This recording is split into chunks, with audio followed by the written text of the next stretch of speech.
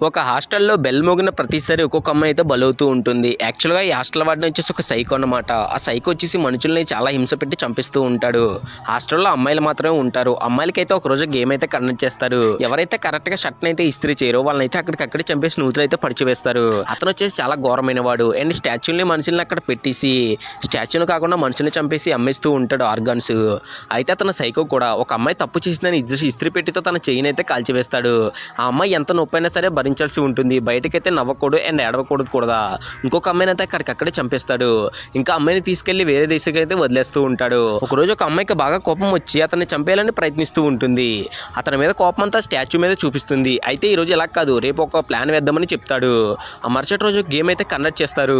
ఆ గేమ్లో తప్పించుకోవడానికి ఒక అమ్మాయి అయితే పారిపోతుంది. కానీ ఇంకొక అమ్మాయికి బాగా డబ్బులు ఇచ్చి అక్కడికక్కడే అండ్ ఫైర్ పెట్టి చంపిస్తుంది.